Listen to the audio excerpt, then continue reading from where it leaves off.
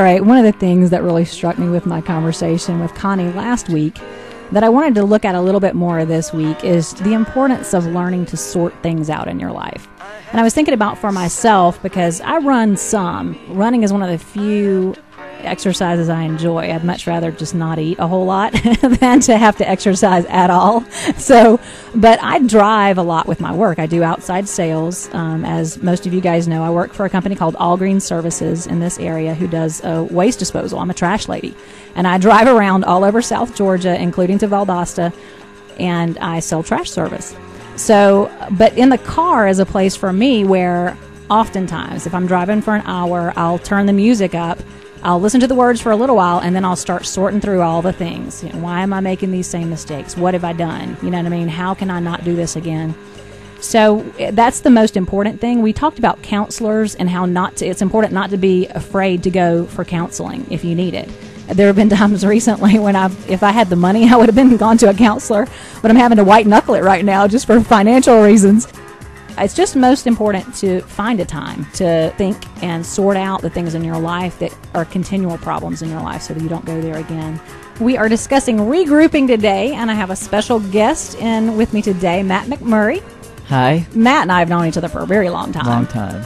Now, you did a very interesting project not too long ago called Journey Across America. Yes. Tell us a little bit about that. Well, I stole the idea from a movie, epic movie called Gandhi. And there's a scene in that movie Gandhi where he's sitting with a bunch of spiritual leaders of India and political leaders, and the guy says, "You're the next voice for India," and Gandhi says, "I don't know India."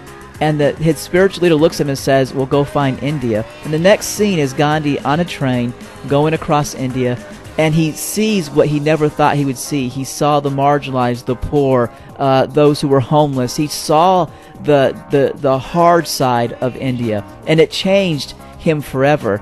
Mm-hmm. And all these years I've wanted to do something like that in my country, in America. Right. And so we decided, working with LAMP and talking with my boss, it came about. And so we set across the country to just see. Mm-hmm. We had no agenda other than we wanted to listen. Mm-hmm. And so we went to homeless shelters, we went to the streets, and it was just, made a big circle across the country. We went from Atlanta to Philly, to New York, to Chicago, Seattle, LA, back to New Orleans, and then Atlanta.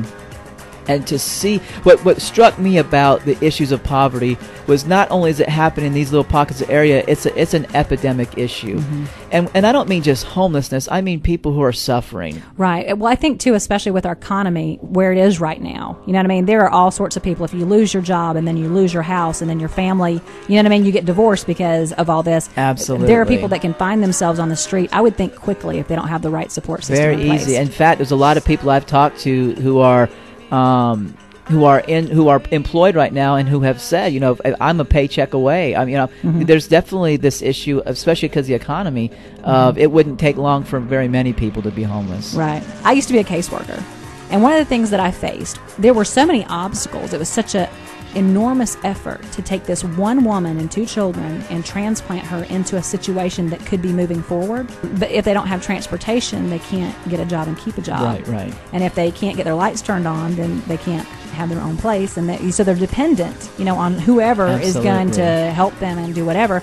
And there's almost, until we empower them with those tools, then they really can't stand on their own until they learn, how to do these things and correct these issues. And one of the things that you see within homelessness is a sense of guilt, how to cope with their tragedies, or a lot of the people we deal with have been in prison, and when you come out of that, how do you get over that? How do you deal with the issues of the decisions that you've made in your life? Some of it's guilt, some of it's a sense of pride and trying not to let other people know about what you're going through, or trying to pick yourself up by your own bootstraps. And so I think that's very much, maybe in a generalization, if you can generalize the crisis that they go through, that may be part of the characteristics. Right.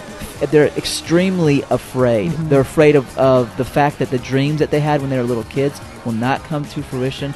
That is this what the rest of their life is going to look like. Right. So to move back to a place of normal behavior doesn't mean they're going to feel any different. Absolutely. So it's such a multi-tiered thing that has to be tackled in their life to get them emotionally ready, physically able to do it, right. And then to be able to move forward in life from that point.